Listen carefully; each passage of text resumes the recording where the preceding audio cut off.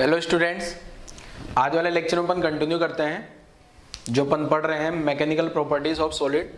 ये जो चैप्टर पढ़ रहे हैं, ठीक है। लास्ट लेक्चर में बच्चों मैंने आप लोगों को क्या एक्सप्लेन कर दिया था, स्ट्रेस स्ट्रेन के बारे में, और उनका जो रेशियो था वो उसके बारे में मैं लास्ट लेक्चर में आपको एक्सप्लेन किया था। Stress is directly proportional to strain होता है। प्रोपोर्शनलिटी कांस्टेंट को नाम दिया था अपने मॉडुलस ऑफ इलास्टिसिटी, और मॉडुलस ऑफ इलास्टिसिटी जो कांस्टेंट का वैल्यू हो जाएगा वो किसके बराबर हो जाता है। देखो मैं याद दिलाता हूँ, लास्ट लेक्चर में अपन ने क्या पढ़ा था, स्ट्रेस जो होगा ना बच्चे, ये क्या होगा, डायरेक्टली प्रोपोर्शनल टू स्ट्रेन, ठीक है। प्रोपोर्शनलिटी हटेगा तो एक कांस्टेंट आएगा, तो stress is equal to something constant के नाम दे दिया मैंने, और यहाँ आ गया स्ट्रेन, ठीक है। तो के जो था ये आ गया स्ट्रेस अपॉन स्ट्रेन, मतलब स्ट्रेस और स्ट्रेन का जो रेशियो लेंगे ना उसको प्रोपोर्शनलिटी कांस्टेंट के, और इस के का नाम होता है बेटा मॉडुलस ऑफ इलास्टिसिटी। ये के क्या नाम क्या है, मॉडुलस ऑफ इलास्टिसिटी, ठीक है, मॉडुलस ऑफ इलास्टिसिटी। ये के का जो है ये तीन टाइप का वैल्यू होता है के। एक तो था यंग्स मॉडुलस, एक था बल्क मॉडुलस, एक था modulus of rigidity. Young's modulus longitudinal के करस्पॉन्डिंग आया था, इसको force upon area delta L upon L लिख सकते हैं। बल्क मॉडुलस को डेल्टा पी, ये वॉल्यूम के करस्पॉन्डिंग आया था, वॉल्यूम स्ट्रेस बल्क स्ट्रेस, ठीक है। नीटा जो था shear stress upon shear strain. ये यहाँ तक की कहानी बच्चों अपन कल पढ़ चुके थे। आज वाले लेक्चर में इससे आगे की कहानी समझते हैं जरा। ये जो ग्राफ है ना बच्चे, स्ट्रेस, ये stress is directly proportional to strain है, बट ये इलास्टिक लिमिट में ही होता है। यहाँ जो स्ट्रेस होगा ये स्ट्रेस और ये स्ट्रेन ये डायरेक्टली प्रोपोर्शनल है, बट मैंने ये जो हुक्स लॉ लिखा था ना, हुक्स लॉ लिखा था in elastic limit, with in elastic limit, मतलब इलास्टिक लिमिट में ये सारी कहानी होती। तो मैंने तुरंत से आपको पिछले लेक्चर की कहानी समझाई। अब नेक्स्ट लेक्चर शुरुआत करते हैं अपन, आज वाले लेक्चर को कंटिन्यू करते हैं। आज वाले लेक्चर में सबसे पहले आता है बेटा क्या, स्ट्रेस स्ट्रेन कर्व। एक ग्राफ के बारे में समझाऊंगा जो स्ट्रेस स्ट्रेन कर्व है, ये स्ट्रेस और स्ट्रेन के बीच में कैसा कर्व आएगा, ठीक है। तो स्ट्रेस और स्ट्रेन के बीच का कर्व किस टाइप का होगा बेटा, तो हेडिंग लगा लो आप लोग, स्ट्रेस स्ट्रेन कर्व। क्या है, देखो आपको पता है हुक्स लॉ से कि स्ट्रेस तो स्ट्रेन के डायरेक्टली प्रोपोर्शनल है, और डायरेक्टली प्रोपोर्शनल है तो स्ट्रेट लाइन आना चाहिए, पर हमेशा स्ट्रेट लाइन नहीं आएगा, थोड़ा तो स्ट्रेट लाइन आएगा। तो ये देखो क्या है, the relation between stress and strain for a given material can be found experimentally under tensile stress, ठीक है। अंडर टेंसाइल स्ट्रेस का मतलब क्या है, देखो बच्चों मैं बता देता हूं आपको। मान लो मैंने ये जो एक वायर है, ये एक वायर ले लिया मैंने यहाँ पे, और ये जो वायर है ये वायर आ गया अपने पास, और यहाँ मैंने एक मास लगा दिया, ठीक है। अब मास लगाने से क्या होगा बेटा, यहाँ पे स्ट्रेस आएगा, तो स्ट्रेस को क्या लिखा जा सकता है, फोर्स अपॉन एरिया, और ये फोर्स को क्या लिख दूंगा, mg। एरिया कौन सा वाला आएगा, ये जो वायर है ना, इस वायर का ये क्रॉस सेक्शनल एरिया, मान लो ये पूरा वायर है ये इस टाइप से, तो इस वायर का जो ये क्रॉस सेक्शनल एरिया है ना, ये वाला एरिया आएगा, ठीक है। ऐसे स्ट्रेन क्या आएगा बेटा, डेल्टा एल अपॉन एल, ये वायर का लेंथ, ये मास का वैल्यू बढ़ाऊंगा तो स्ट्रेस बढ़ेगा क्या, मास का वैल्यू बढ़ाने से क्या होगा, स्ट्रेस बढ़ने वाला है, और स्ट्रेस बढ़ेगा तो स्ट्रेन भी बढ़ने वाला है, ठीक है। तो मैंने यहाँ लिखा है ना, रिलेशन बिटवीन स्ट्रेन और given material can be found experimentally under tensile stress. Tensile का मतलब वो खींच रहा है। दो टाइप का स्ट्रेस बताया था, क्या, टेंसाइल एंड कंप्रेसिव। टेंसाइल में क्या होता है बच्चे, वायर जो होता है उसका लेंथ इंक्रीज करता है। तो ये वाले डायग्राम वगैरह कुछ बनाने की जरूरत नहीं है आपको, ठीक है। तो चाहो तो बना सकते हो ये वाला डायग्राम आप लोग, ठीक है। आगे जो ग्राफ होगा इसमें समझ आ जाएगा आपको अच्छे से, अगर ये डायग्राम बना लोगे तो, ठीक है। तो चलो यहाँ तक की कहानी लिख लो अगर आप लोगों को लिखना है तो। चलो समझे आगे। देखो नेक्स्ट क्या है, देखो नेक्स्ट जो है, consider a long fix to a rigid support, long wire fix to a rigid other end is stretch by increasing load. वो मैंने डायग्राम बताया था आपको, ठीक है। ये ग्राफ प्लॉट कर रहे हैं अपन, इधर स्ट्रेस आ गया, इधर स्ट्रेन आ गया एक्स एक्सिस पे, ये ओरिजिन है, लिखा भी है graph is plotted between stress and strain. Strain कहाँ है, एक्स एक्सिस पे, स्ट्रेस कहाँ है, वाई एक्सिस पे, ठीक है बच्चे, क्लियर है। यहाँ तक की कहानी समझ आ गई होगी आपको। अब ग्राफ प्लॉट करके देखते हैं ग्राफ किस टाइप से आता है, ठीक है ना। तो ये ग्राफ में सबसे पहले O2 है, आपको पता होगा ना हुक्स लॉ जहाँ वैलिड है, डायरेक्टली प्रोपोर्शनल है क्या, stress is directly proportional to strain. तो ये ग्राफ आ गया अपना किस टाइप का, स्ट्रेट लाइन। तो from O2 the graph is straight line showing that stress is proportional to strain. यहां तक स्ट्रेस और स्ट्रेन दोनों एक दूसरे के प्रोपोर्शनल है और यहीं तक हुक्स लॉ वैलिड होता है। ओ से लगा के ए तक हुक्स लॉ वैलिड होता है, इसके बाद हुक्स लॉ वैलिड नहीं होता। इसके बाद इसका बिहेवियर जो है ना वो अलग टाइप का होता है, उस बिहेवियर को समझते हैं अपन। ठीक है, ग्राफ बनाना है ये आपको, पहले समझ लो एक बार पूरा। ठीक है, ग्राफ बाद में बनाना, क्लियर है। एक बार एक काम करो, पूरा पूरा समझ लो आप लोग, ठीक है ना, फिर नोट कर लेना वापस से। तो देखो क्या है, पॉइंट ए, ये पॉइंट लिखते चलना बेटा आप लोग, ये है ना, ये क्या है ना स्लाइड में रहेगा नहीं, गायब हो जाएगा। तो पॉइंट ए का इंपॉर्टेंट नाम है, इस पॉइंट ए को बोला जाता है बेटा प्रोपोर्शनलिटी लिमिट। ठीक है, पॉइंट ए, वैसे तो यहाँ ओ से ए तक का जो पूरा रीजन है ना, ये प्रोपोर्शनल रीजन है क्या, पॉइंट ए को बोलते हैं क्या, प्रोपोर्शनलिटी लिमिट। तो लिख लो जरा, point A is called proportionality limit. Point A मतलब यहां तक प्रोपोर्शनल ग्राफ है, इसके बाद प्रोपोर्शनल ग्राफ नहीं आएगा। अभी मैं ग्राफ बनाऊंगा, ये एक्सपेरिमेंटल कर्व है, इस पे जाना नहीं कि सर ये आया कैसे। ठीक है बच्चे, एक्सपेरिमेंटल है ये, ठीक है, इसमें कुछ नहीं किया जा सकता। पॉइंट ए के बारे में लिख लिया होगा, चलो गायब हो गया, इसलिए मैं बोल रहा हूँ आपको लिखते चलना है। अब यहां से जितने भी पॉइंट आ रहे हैं ना, उनको हर एक को स्टार मार्क करके लिखना है आपको। ठीक है, स्टार मार्क करके लिखते जाना। जैसे ए क्या हो गया, प्रोपोर्शनल लिमिट, अब अगला आ गया ये ए से बी। अब आप देख पा रहे होंगे ना बेटा, यहां से यहां तक का ग्राफ ये स्ट्रेट लाइन था, बट ये ए से बी के बीच का जो ग्राफ है वो स्ट्रेट लाइन नहीं है, बट ये इलास्टिक रीजन में है। ठीक है, देखो A to B stress and strain are not proportional, A से बी में स्ट्रेस स्ट्रेन प्रोपोर्शनल नहीं है, but load is removed, body regain original dimension. मतलब अगर बी पे आके बी तक मैंने वायर को खींच लिया, अगर मैं लोड को हटा देता हूं तो वापस ये रीगेन हो जाएगा। मतलब यहां अभी तक इलास्टिक लिमिट है, और ओ से बी तक को बोला जाता है इलास्टिक रीजन। ठीक है बेटा, क्या बोल रहे हैं, इलास्टिक रीजन। और इस बी के करस्पॉन्डिंग ये बी तक जो है वो ओरिजिनल शेप में आ जाएगा अगर लोड हटा देता हूं तो। ठीक है, अब ओ से बी तक जो है ना, ओ से बी तक उसको बोलते हैं इलास्टिक रीजन, और ओ से ए तक प्रोपोर्शनल रीजन। प्रोपोर्शनल है ना दोनों, ए से बी में प्रोपोर्शनल नहीं है बट इलास्टिक है। इलास्टिक बोले तो अगर मैं डिफॉर्मेशन फोर्स हटा दूं तो वापस वो रिफॉर्म हो जाएगा। ठीक है, अब बी के करस्पॉन्डिंग जो स्ट्रेस आता है बेटा, बी के करस्पॉन्डिंग जो स्ट्रेस आता है उसको यील्ड स्ट्रेंथ बोला जाता है। The point B is called yield point, B वाले पॉइंट को क्या बोला जाता है, यील्ड पॉइंट। और इलास्टिक लिमिट बोल रहे हैं, the corresponding stress is called yield strength. B के करस्पॉन्डिंग जो स्ट्रेस आता है उसको यील्ड स्ट्रेंथ बोला जाता है। ए को अपन ने प्रोपोर्शनल लिमिट बोला था, ए पॉइंट को प्रोपोर्शनल लिमिट बोला था, कि उसके बाद प्रोपोर्शनलिटी गायब होगी। ऐसे ही बी पॉइंट को क्या बोल रहा हूं बेटा, इलास्टिक लिमिट। बी पॉइंट को क्या बोल रहा हूं, इलास्टिक लिमिट। मतलब बी पॉइंट के बाद क्या गायब हो जाएगा, इलास्टिसिटी गायब हो जाएगी। मतलब बी अभी क्या कर रहे हैं, देखो अपन वो जो मास को मैंने अभी जो डायग्राम बनाया था, मास को अगर मैं इंक्रीज करूंगा, मास को इंक्रीज करने पे क्या होगा, स्ट्रेस बढ़ेगा, स्ट्रेस बढ़ेगा तो स्ट्रेन भी बढ़ेगा। तो ये ग्राफ इंक्रीज होते होते होते यहां तक गया, ये इलास्टिक रीजन है। इलास्टिक रीजन में जो प्रोपोर्शनलिटी रीजन है, ओ से तक प्रोपोर्शनलिटी रीजन है, और प्रोपोर्शनलिटी रीजन में क्या हो रहा है, प्रोपोर्शनलिटी जो रिलेशन है ना स्ट्रेस और स्ट्रेन वो डायरेक्टली प्रोपोर्शनल है। ए पॉइंट को प्रोपोर्शनल लिमिट बोल देते हैं। अब इसके बाद ग्राफ ये स्ट्रेट लाइन नहीं है, बट बी तक जो है वो इलास्टिसिटी उसके पास रहती है। बी पॉइंट को अपन ने क्या बोल दिया, इलास्टिक लिमिट, और इसके करस्पॉन्डिंग जो स्ट्रेंथ आ रही है उसको यील्ड स्ट्रेंथ बोल दिया, और इसको यील्ड पॉइंट भी बोला जा सकता है। ठीक है, चलो आगे बढ़ते हैं।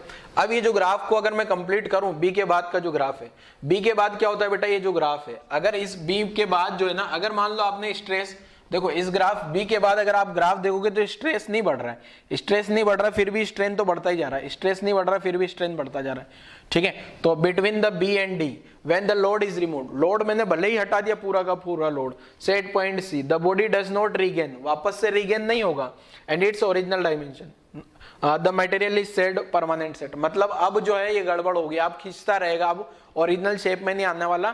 बी पॉइंट के बाद जो है मटेरियल अपना इलास्टिसिटी को खो देता है। ठीक है, तो ये वाला लाइन भी लिख लो जरा आप लोग, बी से डी के बीच में ऐसा होता है, और फिर डी के बाद की कहानी क्या होती है समझा देते हैं जरा अपन।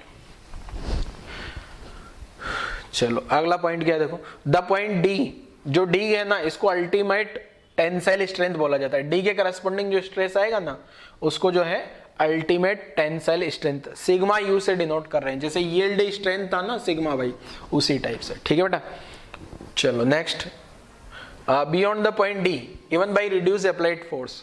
डी के बाद में अगर मैंने अप्लाइड फोर्स को हटा भी दिया ना तो भी स्ट्रेंथ प्रोड्यूस होता है, और एक पॉइंट ई पे आके टूट जाता है, ई को फ्रैक्चर पॉइंट बोला जाता है। पॉइंट ई पे क्या है, वायर वो टूट गया, क्लियर है बेटा?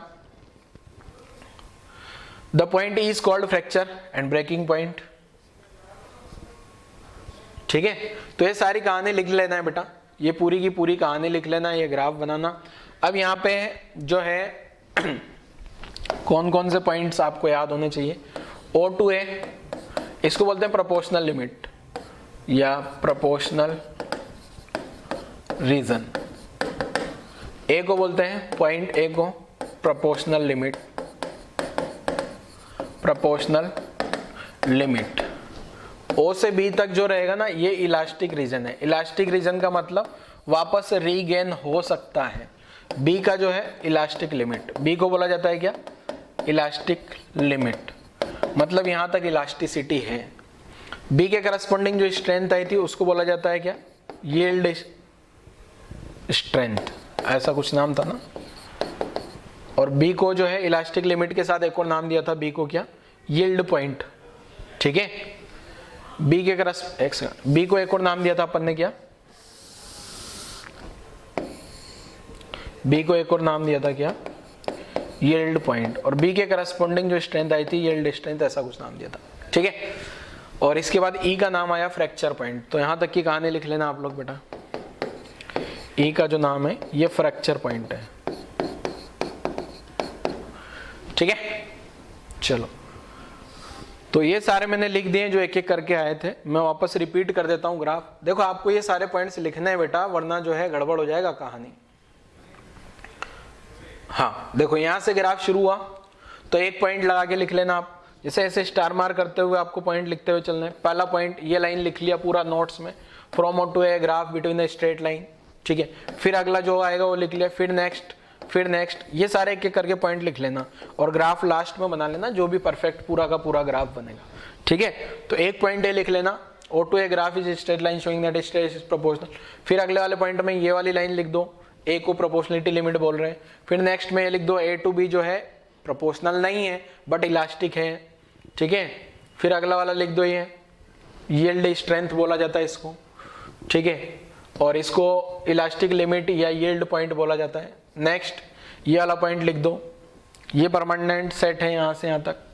ठीक है, the material is set to a permanent set O dash, ये O रहा, ये O डैश रहा, 1% लेस देन, मतलब यहाँ जो है ना स्ट्रेन जो है मैक्सिमम कितना हो रहा है, ये 1%।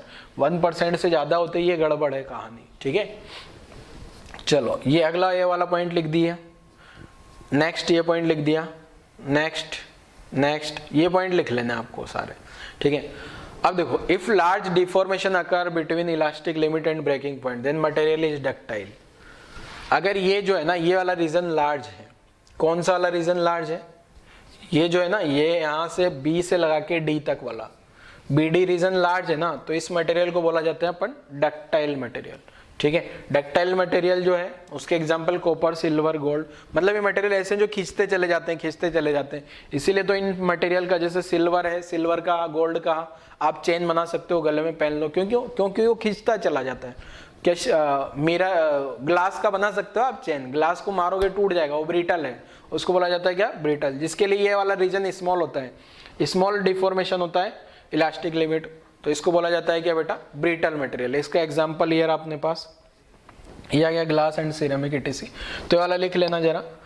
ठीक है, ये जो रीजन है ना large deformation between small deform, तो कुल मिला के यहाँ बोला जाए तो जो CD रीजन है ना लार्ज होना चाहिए, लार्ज CD रीजन। ठीक है, और इसमें क्या हो जाएगा? Small CD region. ठीक है, CD वाला रीजन कौन सा भी बता दूं वापस से, ये भी लिख लेना आप यहाँ पे। CD वाला जो रीजन है वो लार्ज होगा या स्मॉल होगा, क्लियर है? वहां से आप जो CD रीजन है ना वहां से आइडेंटिफाई करोगे कि जो मटेरियल है वो डक्टाइल है या ब्रिटल है। ठीक है, ये तो क्या आ गया, हाँ ये इसको अभी समझाता हूं मैं, यहां से समझाता हूं वापस। ये जो CD रीजन है ना बेटा, ये जो रीजन है, ये वाला जो रीजन है ना ये ज्यादा होगा तो डक्टाइल और छोटा होगा तो ब्रिटल। जैसे क्वेश्चन लिखा देता हूं मैं आपको, एक क्वेश्चन कर देता हूं इस पे, ये गया गया गया, हाँ अब एक क्वेश्चन लिख देते हैं जरा, यहाँ पे दो मटेरियल दे रहा हूं मैं। यहाँ है अपने पास स्ट्रेन, यहाँ है अपने पास स्ट्रेस। अब दो अलग अलग टाइप के मटेरियल आ रहे हैं आपके पास में। एक मटेरियल के लिए तो ये ग्राफ आया, और दूसरा वाला जो मटेरियल है ना उसके लिए ऐसा ग्राफ है। ठीक है, ये वाला मटेरियल ए है। अब आपको उस ग्राफ की सुंदरता पे नहीं जाना, कौन सा मटेरियल डक्टाइल है और कौन सा ब्रिटल है, या कौन सा ज्यादा डक्टाइल है कौन सा ज्यादा ब्रिटल है। तो यहाँ पे मैं ऐसा लिख सकता हूँ, बताओ जरा आप ए और बी कौन डक्टाइल और ब्रिटल है। ए और बी के बारे में बताओ जरा ग्राफ में, ग्राफ देख के बताइए जरा बेटा, कौन डक्टाइल मटेरियल है और कौन ब्रिटल है। तो यहाँ से मैं ऐसे लिख सकता हूँ, यहाँ से आप ये बोला जा सकता है, जैसे क्वेश्चन में ऐसा दिया गया होगा आपको, identify ductile material.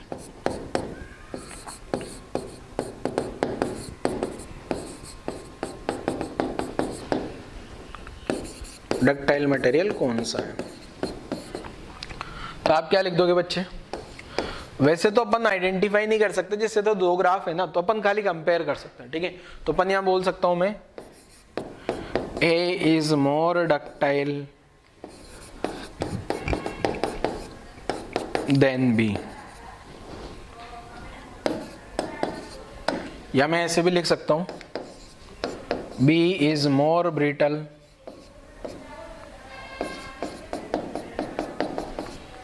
than A। B जो होगा A से ब्रिटल होगा। ठीक है, ए डक्टाइल। ठीक है, रिलेटिव स्टडी लिखा जा सकता है, ए और बी को कंपेयर किया जा सकता। नोट कर लो जरा यहां तक की कहानी। चलो गायब। एक होता है इलास्टोमर्स। क्या होता है देखो, ऐसे मटेरियल जिसमें मतलब थोड़ा सा फोर्स लगाओ और लंबा सारा स्ट्रेन आ जाए। मतलब जैसे रबर होता है ना, रबर में क्या होता है, यहाँ रबर लटका हुआ, आदमी थोड़ा सा कुछ लगा एकदम से बेचारा खिंच जाएगा, मतलब स्ट्रेन बहुत सारा आ जाए थोड़ा सा स्ट्रेस लगाने पे, तो इनको ये वो इलास्टोमर बोल दिया जाता है। Substance which can be stretched to have large value of strain, मतलब ज्यादा स्ट्रेन आ गया ना तो इनको बोला जाता है क्या, इलास्टोमर्स। लिख लो जरा इलास्टोमर का डेफिनेशन लिख लो, इलास्टोमर्स का डेफिनेशन लिखो जल्दी से। चलो ये लिख लिया, गायब हो जाएगा ये भी। ठीक है, इसलिए ध्यान रखना।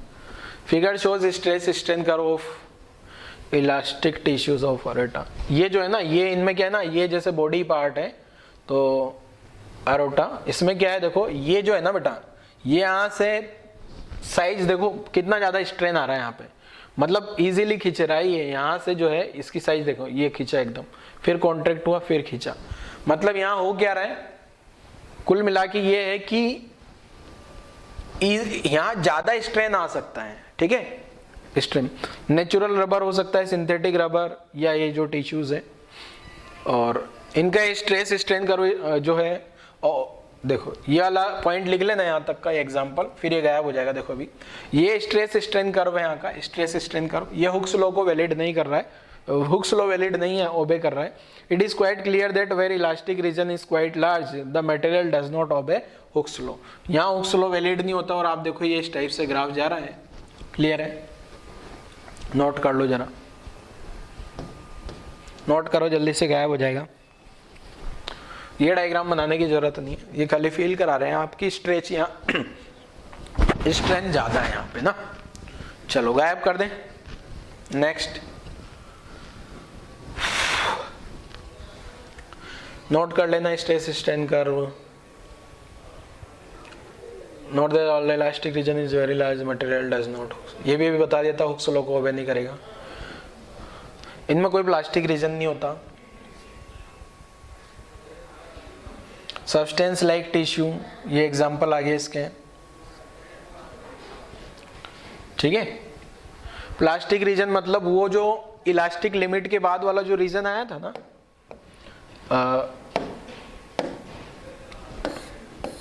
यहाँ स्ट्रेस लिख रहा हूं, यहाँ स्ट्रेन लिख रहा हूं, ये सा ग्राफ आया था। फिर यहाँ पे ये पॉइंट ए ओ बी, इस बी के बाद का जो रीजन है ना उसको प्लास्टिक रीजन बोलते हैं।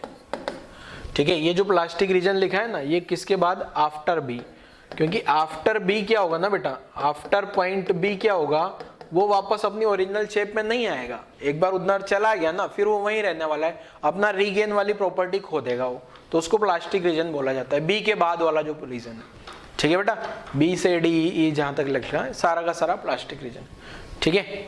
बी डी बोल सकते हो, बी डी प्लास्टिक रीजन है। ई पे तो बेचारा टूट ही जाता है।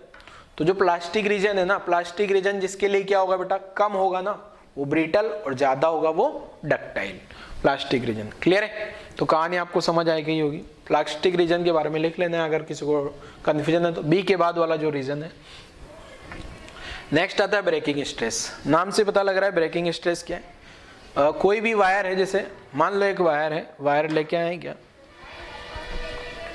एक वायर लेके आते हैं। देखो बेटा, मान लो ये जो वायर है अपना, मैंने इसको यहाँ बांध दिया, ठीक है, इसको यहाँ इस टाइप से बांध दिया और यहाँ एक ऑब्जेक्ट लटका रहा हूं। मान लो 1 किलो लटका दिया, झेल गया, 2 किलो लटका दिया, झेल गया, 10 किलो लगाते ही टूट गया, ठीक है। तो मिनिमम स्ट्रेस कितना लगा दूं कि टूट जाए, कहीं ना कहीं टूटा होगा ना। 1 kg पे नहीं टूटा, 2 kg पे नहीं, 10 kg पे टूट गया, हो सकता है 8 kg पे नहीं टूटता, 7 kg पे जस्ट ये टूटने वाला है, तो वही उसी को बोला जाता है ब्रेकिंग स्ट्रेस। ब्रेकिंग स्ट्रेस का मतलब मिनिमम स्ट्रेस जब वो वायर ब्रेक हो जाए। क्लियर है। तो ये आ गया होगा, देखो कहानी। Breaking stress of the wire, maximum stress at which wire break, ठीक है। मैक्सिमम स्ट्रेस कितना हो सकता है वो क्यों ब्रेक हो जाए। क्लियर है ना। ब्रेकिंग स्ट्रेस जो आ जाएगा वही फोर्स अपॉन एरिया से निकाल लेना है आपको। ब्रेकिंग फोर्स, वो जो फोर्स लगा रहे ना, जैसे मैंने बोला था 7 kg पे टूट रहा है तो 70 न्यूटन फोर्स हो जाएगा upon area of cross section. तो ब्रेकिंग स्ट्रेस किस पे डिपेंड करेगा, मटेरियल पे डिपेंड करेगा, ठीक है ना। मटेरियल किस टाइप का, वायर की लेंथ और क्रॉस सेक्शन एरिया पे डिपेंड नहीं करता। तो ये पॉइंट बड़ा इंपॉर्टेंट है। Depends only on nature of material of wire, यहां लिख लेना, and is dependent breaking stress is independent of length and area of cross section of wire, ठीक है। ये पॉइंट भी लिख लो ब्रेकिंग स्ट्रेस के बारे में। फिर इससे रिलेटेड अपन न्यूमेरिकल कर लेते हैं ब्रेकिंग स्ट्रेस से रिलेटेड। नोट करो बेटा जल्दी से।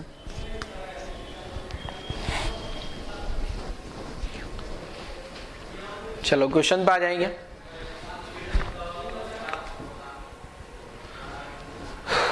पहले एक बार इसका क्वेश्चन कैसे सोल्व करना है, किस टाइप का होगा वो सोल्व करते हैं जरा। A very long wire suspended vertically में break due to its own weight. मान लो कोई वायर है, मोटा मोटा वायर है, उसको लटका दिया जाए आपको, तो हो सकता है वो खुद के वेट के कारण ही टूट जाए। जैसे ये मैंने सीलिंग बना दी, अब मैं यहाँ वायर बना रहा हूँ। मान लो ये छोटा सा वायर बनाया मैंने, ये लटक रहा था आराम से, ये 1 kg का है। दूसरा वाला वायर थोड़ा बड़ा कर दिया, वही सेम मटेरियल का वायर है, इसको 2 kg का कर दिया, हो सकता है अभी भी लटक रहा है। थोड़ा और बड़ा कर दिया, मान लिया 3 kg का हो गया। अब मैं यहां से मान लो और बढ़ा दिया, तो अब ये वायर यहां से टूट जाएगा क्या। यहां से मान लो ये 4 kg का होता है, ये टूट गया, यहां से टूट गया, और टूटते से क्या होगा, यहां से ये नीचे गिर जाएगा क्या, ठीक है। तो यहाँ पे क्या होगा, इस 4 kg का वेट लग रहा होगा नीचे के कारण, तो ये टूट जाएगा। तो खुद के वेट के कारण भी टूट सकता है। तो खुद के वेट के कारण एक चीज ध्यान रखना, सबसे ज्यादा यहाँ पे दिक्कत है क्या, स्ट्रेस, सबसे ज्यादा ब्रेकिंग फोर्स यहाँ लगने के चांसेस है, ठीक है ना। तो ध्यान रखना, कैलकुलेट करेंगे भी अपन पूरा। चलो, a very long wire suspended vertically में break due to its on weight, खुद के वायर के वेट के कारण भी वो टूट सकता है, ठीक है। The maximum length of wire that can hang without breaking under its own weight is, कितना मैक्सिमम लेंथ कितना हो सकता है कि वो वायर टूटे नहीं, उसके लिए मैक्सिमम लेंथ, वो जो लेंथ अभी निकाल रहे थे ना अपन, 1 मीटर पे नहीं टूटा, 2 पे नहीं टूटा, 3 पे नहीं टूटा, तो मैक्सिमम लेंथ उसके लिए कितना हो सकता है। ये प्रोसेस ध्यान रखना है। इससे रिलेटेड मैं एक क्वेश्चन भी कराऊंगा, डायरेक्ट आंसर नहीं लगाना, इसको देखते हुए आपको ये प्रोसेस पता होना चाहिए पूरा पूरा, ठीक है, रटना नहीं है फॉर्मूले की तरह से इसको। क्लियर है। चलो देख लेते हैं जरा। ब्रेकिंग स्ट्रेस आपको पता है क्या होता है बेटा, mg अपॉन एरिया। m किसका मास मान लिया, वायर का मास, ठीक है। और ये m को क्या लिख दिया मैंने, यहाँ पे ये जो m है ना, ये m क्या है, ये जो m है ये क्या है बेटा, वायर का जो मास होगा, या फिर ऐसे लिख दे mass of wire, mass of wire. अब इसको जो आगे लिखूंगा ना, डेंसिटी आपको पता है मास अपॉन वॉल्यूम, तो वो वायर का वॉल्यूम A/L लिख दूं क्या। जैसे ये इस टाइप का वायर है, सिलेंड्रिकल शेप दे सकता हूं ना मैं, तो ये क्रॉस सेक्शन एरिया A हो गया, लेंथ L हो गया, तो मास कितना हो गया, रो ए एल, ठीक है, एम की जगह आ जाएगा। तो ये वाला एम की जगह भी रो ए एल ऐसा लिखाएगा, ठीक है। तो कंफ्यूज नहीं होना, ये लिख लो जिसको समझ नहीं आता कि डायरेक्ट कैसे लिख दिया सर ये। चलो ये आ गया, देखो मैंने बोला था ना, रो ए एल अपॉन ए करोगे ना आप, ए से हमारा गया क्या, ए से गायब हो गया देखो ये, तो ये कितना आ गया एल रो जी। तो यहां से एल का कैलकुलेशन कर सकते हैं क्या बेटा, एल जो आ जाएगा वो क्या आ जाएगा, एल का value breaking stress upon rho G, ठीक है, breaking stress upon rho G. ये फॉर्मूला याद रखने की कोई जरूरत नहीं है, जो फॉर्मूला याद रखना होता है मैं बोल देता हूं उसके बारे में कि इसको याद कर लीजिए आप लोग, ठीक है। तो नोट करो जल्दी से, फिर आपको एक क्वेश्चन दूंगा मैं, क्वेश्चन ट्राई करना जल्दी।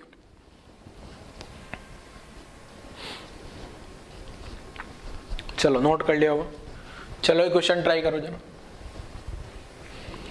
एल्यूमिनियम वायर है, ब्रेकिंग स्ट्रेस ऑफ एल्यूमिनियम, ये एल्यूमिनियम का ब्रेकिंग स्ट्रेस दिया है, ध्यान रखना यूनिट सीजीएस में ये, ठीक है। Find the greatest length of aluminium wire that can be hang vertically without breaking, density भी दिया हुआ है इसका, ठीक है। तो ट्राई करो जरा बच्चों, वीडियो पॉज कर लो और क्वेश्चन ट्राई करो आप, ठीक है, वीडियो पॉज करो, क्वेश्चन ट्राई करो।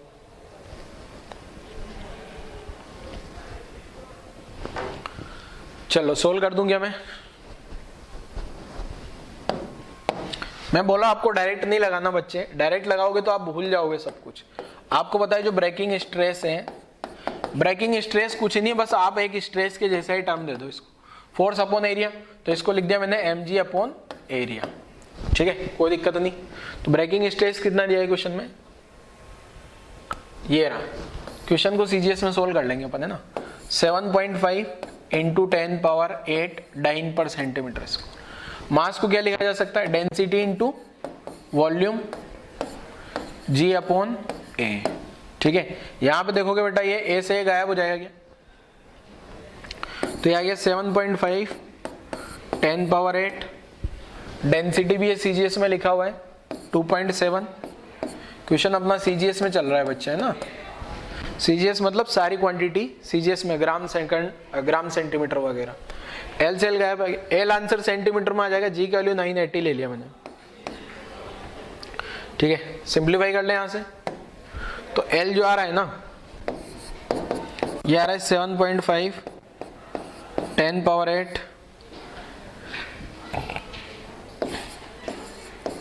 2.7 980। अब ये जो आंसर आएगा ना बच्चे अपना, ये सेंटीमीटर में आंसर होगा, ठीक है। तो 980 को अगर मैं 1000 लिख दूं ना, और देखो मैं अप्रोक्सीमेट कैलकुलेशन कैसे करता हूँ, इसको 2.5 मान लें तो ये तो 3 हो गया आजू बाजू, ठीक है, ये अप्रोक्सीमेट कैलकुलेशन है, तो ये तो 3 आ गया इनटू, इसको अगर मैं 1000 मान लूँ तो 3 पावर चली गई 10 पावर 5 सेंटीमीटर, ये आंसर। अगर मीटर में है तो पावर 3 रहेगा, मीटर में आंसर आ जाएगा। नोट करो जल्दी से, ये अप्रोक्स आंसर है बेटा, है ना, इसलिए मैं यहाँ ऐसा सिंबल लगा देता हूँ, ये अप्रोक्स का सिंबल है यहाँ, ठीक है, अप्रोक्स, एग्जैक्ट आंसर नहीं है ये अपना। नोट कर लो जरा, 2.5 होता तो होता ना, नीचे 980 का मैंने 1000 लिख लिया, मतलब जो आंसर होगा वो 3 से कम होगा थोड़ा। क्लियर है बेटा, नोट करो जरा यहाँ तक की कहानी।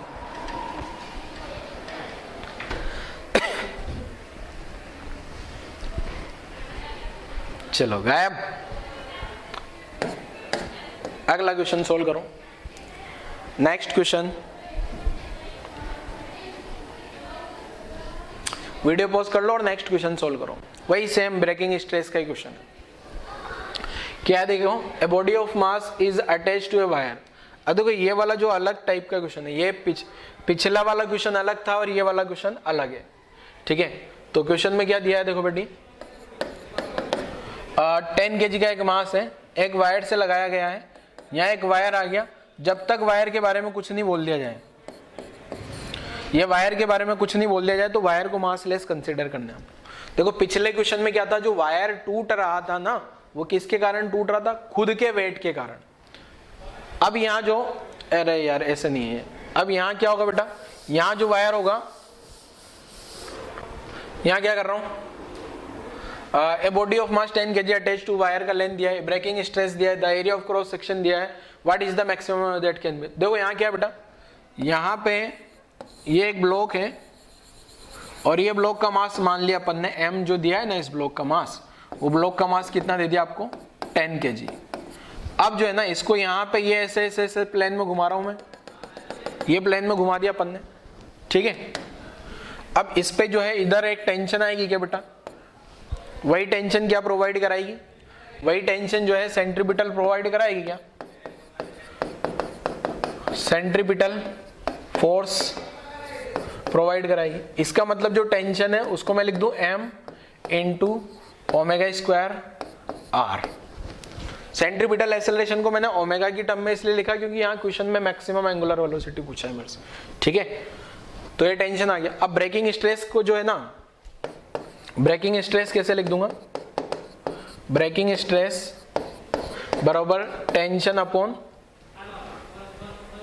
वायर का एरिया, वायर का क्रॉस सेक्शन एरिया। अब एक चीज ध्यान से सुनना, यहाँ जो वायर है ना बच्चे, ये वायर को मैं थोड़ा जूम करके बताऊं तो ये इस टाइप से कुछ वायर होगा क्या, तो ये वाले क्रॉस सेक्शन एरिया की बात हो रही है बेटा।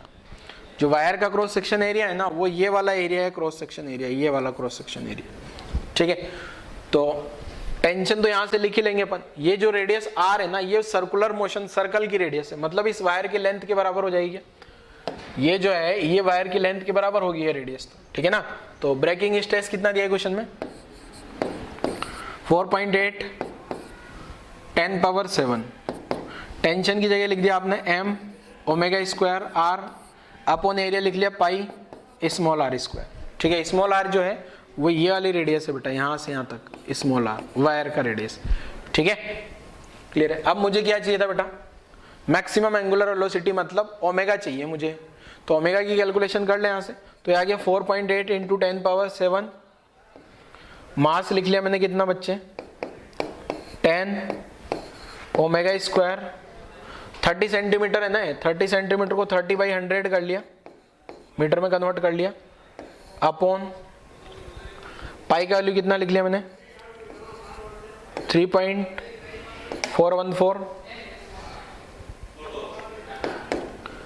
आर कितना है, सॉरी पाई आर स्क्वायर लिखने की जरूरत ही नहीं है, आपको डायरेक्टली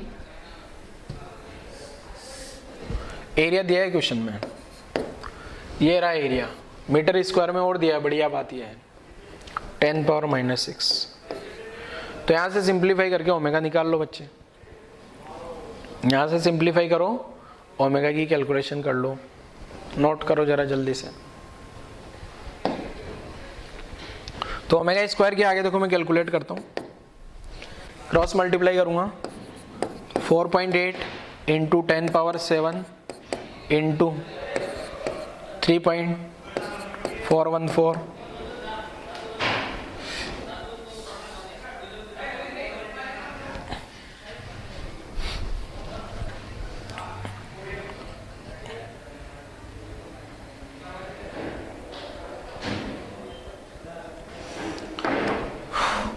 3.14 इंटू 10 पावर -6, इसको भी 3.14 करना, पाई का वैल्यू गड़बड़ लिख लिया मैंने। अब ये 2 जीरो हटा दूंगा, डबल जीरो ये हटा देंगे, फालतू में कहाँ लगा इसको, डिवाइड बाई 3, ठीक है। अब यहाँ से क्या करूँ बेटा देखो मैं, तो ये जो ओमेगा स्क्वायर है ये 3 से अगर मैं ये 3 हटा देता हूँ, ठीक है, 3 से 3 अप्रॉक्स हटा दिया, तो ये ओमेगा स्क्वायर का वैल्यू आ रहा है 48। तो ओमेगा का वैल्यू मैं क्या लिख दूं, अप्रॉक्स कितना हो जाएगा 7 रेडियन पर सेकेंड, ये अपना आंसर हो जाएगा। क्योंकि अगर यहाँ 49 होता ना बेटा, अगर यहाँ 49 होता तो 49 का रूट 7 होता क्या, ठीक है। तो मैं 48 का रूट भी 7 मान लेता हूँ, क्योंकि अप्रोक्सीमेट आंसर लिखा है मैंने। ये कौन सा आंसर है अपना, अप्रोक्सीमेट। अप्रोक्सीमेट का सिंबल लगा देते हैं आप, ओमेगा अप्रोक्सीमेट जो होगा वो 7 हो जाएगा, 7 रेडियन पर सेकेंड, ठीक है। नोट कर लो जरा, कहानी नोट करो बेटा जल्दी से, यहाँ तक की वीडियो पॉज करो, आंसर नोट कर लो। रिपीट करता हूँ, देखो बेटा क्या है, यहाँ मास लगाया, उस मास को घुमा रहा हूँ तो वो जो रस्सी में टेंशन होगी वो क्या होगी, सेंट्रीपिटल फोर्स प्रोवाइड कराएगी, तो tension equal to M omega square R लिख लिया। ब्रेकिंग स्ट्रेस क्या हो जाएगा, फोर्स अपॉन एरिया, तो फोर्स कौन सा हो गया यहाँ पे, वही रस्सी में टेंशन। ठीक है, तो ब्रेकिंग स्ट्रेस मैक्सिमम ओमेगा आ जाएगा यहाँ से। क्लियर है, ओमेगा एंगुलर वेलोसिटी जो पूछा है, नोट कर लो जल्दी से यहाँ तक की कहानी। चलो नोट किया, आगे समझते हैं। गायब। नेक्स्ट क्या है बेटा, देखो इलास्टिक फैटिग। इलास्टिक फैटिग क्या है, देखो when a body is subjected to a repeat stress, मतलब बार बार रिपीट कर रहे हैं उसको। एक वायर है, खींचा स्ट्रेच, वापस खींचा रिलीज किया, खींचा रीगेन हो गया, खींचा रीगेन, तो बेचारा क्या होगा वायर, उसमें जो है वो इलास्टिक लिमिट जो है वो वीक हो जाएगी। तो ये लिखा है देखो, when a body is subjected to repeat stress within the elastic limit it becomes weak since it loss elastic property, वो अपनी इलास्टिक प्रॉपर्टी को खो देता है टू सम एक्सटेंट टेम्परेरी, ये टेम्परेरी होता है process, this is called elastic fatigue. Note कर लो जरा, ये इलास्टिक फैटिग की डेफिनेशन नोट कर लो। ये छोटे छोटे से पॉइंट्स हैं जो आपको याद रखने, बाकी ज्यादा कुछ ऐसा कुछ है नहीं। नोट किया, चलो आगे बढ़े। नेक्स्ट क्या है देखो, नोट कर लेना वीडियो पॉज करके। नेक्स्ट जो है ये हेडिंग लिखो, determination of Young's modulus of material of wire. ये जो वायर है एक्सपेरिमेंटल वायर, इस वायर का रेड कलर का जो वायर दिख रहा है, इसका यंग्स मॉडुलस कैसे कैलकुलेट करेंगे। तो मैं एक बार समझा देता हूं आपको यंग्स मॉडुलस कैसे कैलकुलेट होगा। यंग्स मॉडुलस बेटा आपको पता है स्ट्रेस अपॉन स्ट्रेन, तो स्ट्रेस क्या लिख सकता हूं, force upon area delta L upon L. ठीक है, अब मैं शॉर्ट में समझा देता हूं, देखो क्या होगा। यहाँ पे बेटा ये जो फोर्स है ना, वो फोर्स, यहाँ ये जो वेरिएबल मास है, यहाँ पे क्या होगा, यहाँ मास लगाएंगे, तो इस वेरिएबल मास के कारण ये वायर खींच जाएगा। ये वायर खींचा, मान लो खींच के कुछ लेंथ इसका जो है, ये जो वायर था इसका लेंथ चेंज होके अपने पास खींच गया है, ये वायर इतना ज्यादा आ गया। कब आया, जब मैंने यहाँ पे कुछ वेट लगा दिया, यहाँ वेट लगाऊंगा तो वायर खींच गया। तो ये कितना खींचा, ये एक्सटेंशन क्या मैं प्रैक्टिकली पता कर लूंगा। यहाँ पे एक वर्नियर स्केल लगाई गई है, वर्नियर स्केल का मतलब वो एक्सटेंशन कितना हुआ ये पता लग जाएगा। ठीक है, वर्नियर स्केल से अपने को। ठीक, ये वायर का क्रॉस सेक्शन एरिया, आपने अगर इस वायर को यूज किया है तो ये वायर, जो भी वायर लगाया गया होगा उसको जूम करके ये क्रॉस सेक्शन एरिया निकाला जा सकता है बेटा। ये वाला क्रॉस सेक्शन एरिया, ये एरिया पता लग गया, फोर्स पता लग गया। आपने एक्सपेरिमेंट से ये पता, शुरुआत का वायर का लेंथ, यहां से यहां तक के वायर का लेंथ आपको पता होगा डेल्टा एल, और एक्सटेंशन आपने यहां से, ये रेफरेंस वायर इसलिए लिया है ताकि जितना ये वाला वायर खींचा उससे ज्यादा ही खींच गया होगा एक्स्ट्रा वेट लगाने पे, तो डेल्टा एल आ गया। तो फोर्स आया, एरिया ये सब आ गया, सबको कैलकुलेट करके यंग्स मॉडुलस पता लगा लेंगे। रेफरेंस वायर किस लिए लिया जाता है, ताकि अगर मान लो वायर का कुछ एक्सटेंशन हो तो जैसा सेम कहानी है ना वैसा सेम यहाँ रख लो पहले, टेम्परेचर प्रेशर जो भी वेरिएशन होगा जैसा इसमें होगा वैसा इसमें होगा, इसलिए इसको रेफरेंस वायर लिया। ठीक है, अब ये कहानी रिपीट होगी, देखना जरा। Find Young's modulus y, we know that y equal to mgl, अभी आ जाएगा है। ठीक है, आगे कैलकुलेशन वी नो दैट। ठीक है, आगे बढ़ो। Consider two wire tied rigid support, ये दो रिजिड सपोर्ट से वायर कनेक्टेड है। नेक्स्ट आगे बढ़ो। Consider two metallic plates connected to wire P Q, यहाँ मेटेलिक प्लेट लगा दी है P और Q। Fixed load applied on reference wire, इस पे लोड जो भी है ना, जितना भी मास है वो फिक्स है। And variable load applied on experimental wire, यहाँ पे जो है एक्सपेरिमेंटल वायर लगा रहा है। ठीक है, and remove the possible links from the wire, मतलब ये क्या लिंक की फॉर्म में लगाया है। जैसे आप कभी जिम गए हो ना तो वहाँ लगाता है ना, एक लगा दिया, एक बार लगा दी, दो, तो ऐसे लिंक है 1 2 3 4, एक हटा सकते हो फिर जोड़ सकते हो, हटा सकते हो जोड़ सकते हो। तो यहाँ एक मिनिमम लगा सकता हूँ, 2 3 4 लगा दिए मैंने, हो सकता है 5 भी चिपका दो यहाँ पे आगे। ठीक है, तो ये लिंक बोल रहे हैं इसको। नेक्स्ट क्या है, main scale, the main scale M is fixed to the reference wire, ये मैन स्केल फिक्स आ गई। ठीक है, कोई दिक्कत नहीं है। वर्नियर स्केल जो है, वर्नियर स्केल आ गई। वेट प्लेस्ड इन द मान एक्स्ट्रा डाउनवर्ड फोर्स, यहाँ पे जैसे वेट रखूंगा नीचे जाएगा, टेंसाइल स्ट्रेस आ जाएगा। ठीक है, elongation of the wire measured by vernier arrangement, इसमें कितना इलोंगेशन हो रहा है वर्नियर अरेंजमेंट से पता कर लेना है। The reference wire is used to compensate for any changes in length that may occur due to change in room temperature। मान लो रूम टेम्परेचर चेंज होता है, रूम टेम्परेचर चेंज होने से क्या ना वायर एक्सपांड कर जाते हैं थोड़े बहुत माइनर। जैसे आपने पढ़ा होगा 9th 10th में, वो वायर जो है वो गर्मियों में नीचे हो जाते हैं और सर्दियों में टाइट हो जाते हैं, सुना है ना ऐसा। हीटिंग इफेक्ट, हीटिंग इफेक्ट वाला, तो वही वाली सेम कहानी है। रूम का टेम्परेचर चेंज होगा तो जितना एक्सपेंशन इसमें होगा उतना इसमें होगा, इसलिए उसको रेफरेंस वायर को लिया। वहां से कम any change in length of reference wire due to temperature, दोनों में सेम हो इसलिए लिया ऐसा। Both of the references given an initially small load, दोनों पे स्मॉल लोड लगाया था ताकि दोनों जो है स्ट्रेट हो जाए। वर्नियर रीडिंग नहीं नोट किया था तब। इस पे लोड बढ़ाऊंगा धीरे धीरे, टेंसाइल स्ट्रेस आएगा, वर्नियर का रीडिंग नोट कर लेना है। और डिफरेंस जो आएगा ना वो आपका क्या आ जाएगा, इलोंगेशन। ठीक है, अब कैलकुलेशन करते हैं। ये डायग्राम बना लेना और कुछ कहानी नहीं समझनी, ये डायग्राम और हेडिंग लगाना, ये बीच का कुछ भी नहीं लिखना। पता ही दिया मैंने करना क्या है, ये वायर का लेंथ पता है, यहाँ मास बढ़ाऊंगा, इलोंगेशन पता लग जाएगा, उसका क्रॉस सेक्शन एरिया पता है, स्ट्रेस फोर्स अपॉन एरिया से आ जाएगा, यहाँ जो भी फोर्स लाए फोर्स अपॉन एरिया से स्ट्रेस आ गया, delta L elongation upon L. देखो कैलकुलेशन अभी आगे आ जाएगी। M be the mass of the produce elongation delta L in the wire that applied, M G आ गया।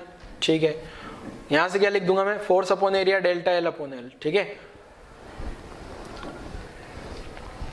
The Young's modulus of material तो क्या आ गया देखो, Y M G upon pi R square आ गया, एल अपॉन डेल्टा एल।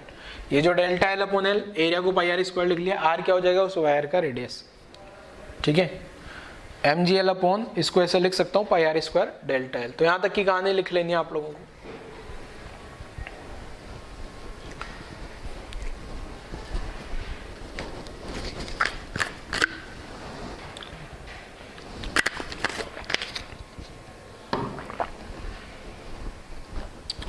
ठीक है, चलो आगे बढ़ते हैं। नेक्स्ट हेडिंग क्या है, elongation of wire due to its on weight. अभी अपन ने पढ़ा था क्या, ब्रेकिंग स्ट्रेस वाले में पढ़ा था ना बेटा, खुद के वेट के कारण भी वो टूट सकता है। तो यहाँ पे भी क्या है, elongation of wire due to its on weight. इसका खुद का वेट mg है ना, ये वायर है पूरा पूरा पूरा पूरा वायर, तो इसके कारण इलोंगेशन जो है वो कितना आएगा, ये कैसे कैलकुलेट करना। अगेन मैं बोल रहा हूँ प्रोसेस याद रखना बेटा, रटना नहीं है, प्रोसेस याद रखो। अभी पहले मैं प्रोसेस बता रहा हूँ, फिर एक न्यूमेरिकल कराऊंगा, तो न्यूमेरिकल में डायरेक्ट फॉर्मूला नहीं लगाना, पूरा प्रोसेस के थ्रू जाना है। तो weight of the wire acts at a centre of gravity, ये अपन ये मान सकते हैं कि जो पूरा का पूरा जो मास इस वायर का mg आएगा ना, वो यहाँ लग रहा होगा, कहाँ पे, सेंटर ऑफ ग्रेविटी पे। So that length of wire which is stretch will be L/2, मतलब जो वायर स्ट्रेच होगा ना उसका मैं इफेक्टिव लेंथ क्या मान सकता हूँ, L/2। पूरे वायर को नहीं मानेंगे क्योंकि इसका ग्रेविटी यहाँ पे, तो ध्यान रखना ये इंपॉर्टेंट पॉइंट है। तो अगला क्वेश्चन क्या, ये y को क्या लिख देंगे, ये जो भी आया था ना, ये f upon area delta L upon L, L की जगह लिखूंगा L/2। एल क्या है, वायर की लेंथ, एल क्या है, पूरा अपने पास वायर का लेंथ है, ये L/2 जो है ना, ये गड़बड़ लिख दिया मैंने, ये L/2 जो है ना बच्चे, वो यहीं तक का लेंथ है। इसको L/2 जो है ना, यहां से यहीं तक का लेंथ है। एक सेकंड, ये जो L/2 है ना, वो यहीं से यहां तक का लेंथ है, यहां से सेंटर तक का लेंथ है L/2। ठीक है, ये सेंटर तक का ही लेंथ है L/2 वायर का। तो यहां आ गया। अब वापस फोर्स mg आ गया क्या, मास को क्या लिखा जा सकता है, डेंसिटी इनटू वॉल्यूम। तो यहाँ वैल्यू पुट कर देना, डेंसिटी इनटू वॉल्यूम, एल से एल गायब हो जाएगा, सॉरी ए से गायब हो जाएगा, ये फाइनल आंसर आ गया अपने पास। कितना एक्सटेंशन होगा, L² dg/2। ठीक है, नोट कर लो, नोट कर लो बेटा जल्दी से। ये L/2 यहाँ तक की लेंथ है, सेंटर तक की लेंथ, ये डायग्राम में गलत बन गया है। ठीक है, आप जो इसको नोट करो ना, तो यहीं तक लिखो L/2। ठीक है, क्वेश्चन करते हैं इसका। देखो क्वेश्चन में क्या है, क्वेश्चन क्या है, देखो बेटा, ये क्वेश्चन आ गया, ये लास्ट क्वेश्चन है ना। क्वेश्चन समझा देते हैं। ए rubber rope of length 8 meter hangs from a ceiling of room. What is the increase in length of the rope due to its on weight? खुद के वेट के कारण उसका लेंथ कितना बढ़ने वाला है ये बताना है। और यंग्स मॉडुलस दिया हुआ है आपको, यंग्स मॉडुलस कितना है, एंड साथ में डेंसिटी भी दिया हुआ है। ठीक है, तो मैं देखो शुरुआत करता हूं बेटा। यंग्स मॉडुलस जो लिखते हैं अपन force upon area delta L, but यहाँ पे L/2 लिखना है बस, और कुछ नहीं है। जैसे अपन यहाँ L/2 लिख देंगे ना, तो क्या आ जाएगा, डेल्टा एल अपॉन L/2, तो यह आ जाएगा F L/2 A delta L. तो यंग्स मॉडुलस का वैल्यू कितना है, 5 इंटू 10⁶ आ गया। फोर्स कितना लगा रहे हैं, फोर्स की जगह क्या लिख दूं मैं, mg L/2A। एक काम करता हूं ना, इसको लास्ट में रखेंगे, y आ गया डेल्टा एल। ठीक है, अब मास को कैसे लिखेंगे बेटा, Young's modulus density into volume A into L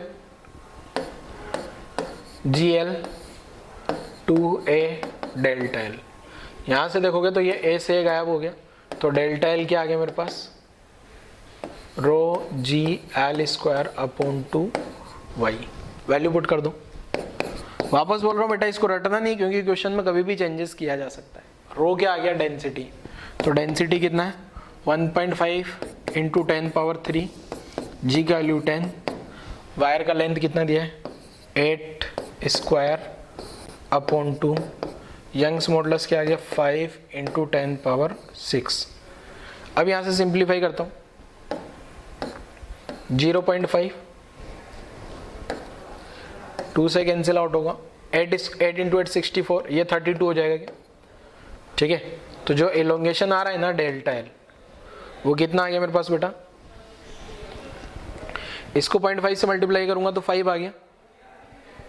ठीक है, तो 32 इंटू 5 कितना हो गया, 0 1 160 आ गया इंटू, ठीक है, ये 10 गायब हो गया, ये गायब, 10⁻³ बचेगा, यहाँ 6 है और यहाँ 3 है ना, तो ये कितना आ गया 0.160 मीटर। ऐसा आंसर हो जाएगा आपका, नोट कर लो जरा, आंसर नोट कर लो बेटा जल्दी से।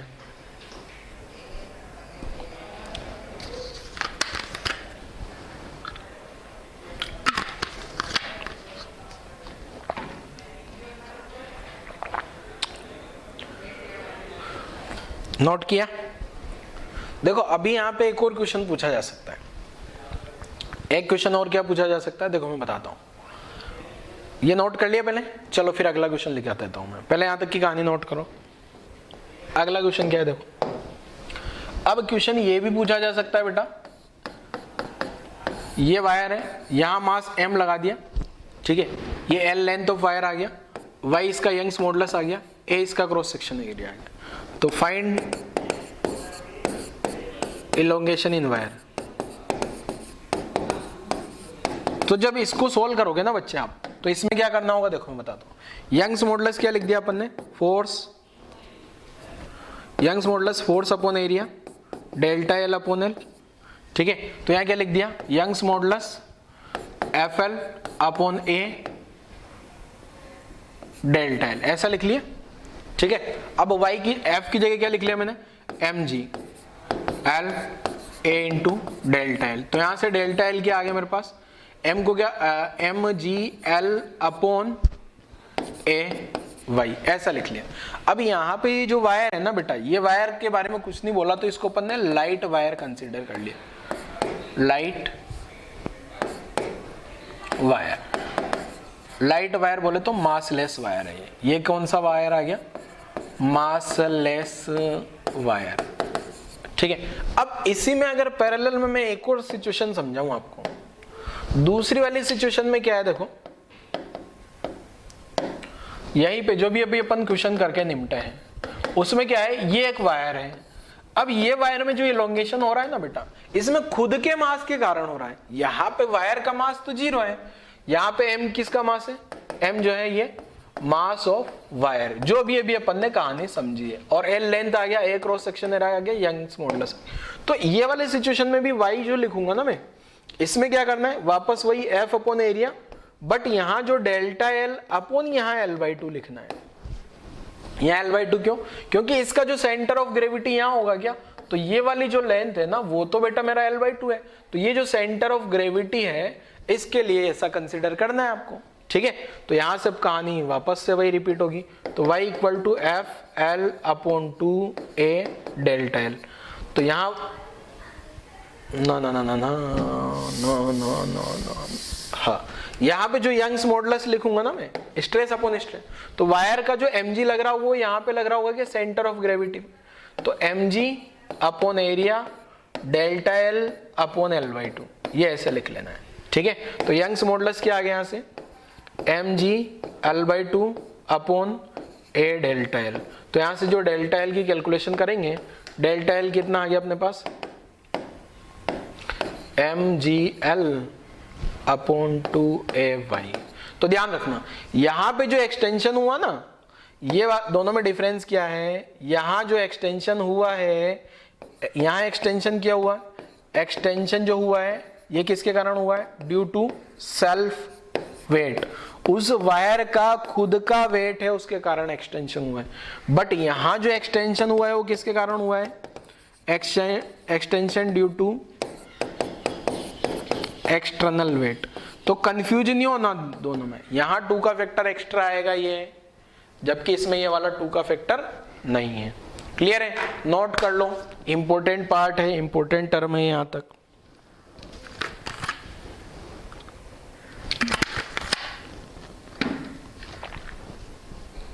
नोट किया, चलो गायब कर दें। तो गायब होते ही लेक्चर अपना क्लोज हो जाएगा, इसलिए वीडियो पॉज करके जल्दी से लिख लो। लेक्चर क्लोज हो गया, लिखना है बट, ठीक है, गायब, ये थैंक्स आ गया, ठीक है।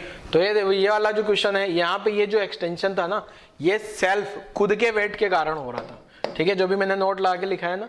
और दूसरा वाले केस में जो मैंने बताया, यहाँ वाले वायर पे ये मासलेस वायर है, ठीक है ना, मासलेस वायर, इसका खुद का मास है ये, और इसका जो ग्रेविटी है वो यहाँ लग रहा है, और इसका जो ग्रेविटी है ना वो यहाँ लग रहा है, तो ग्रेविटी के कारण एक्सटेंशन आ रहा है ना, तो ये 2 का फैक्टर एक्स्ट्रा आ रहा है। ये वाले केस में 2 का फैक्टर नहीं आएगा, जो भी मैंने पूरा लिख के समझाया है, ठीक है। तो आज वाला लेक्चर यहीं क्लोज करते हैं बेटा, जाओ, थैंक यू।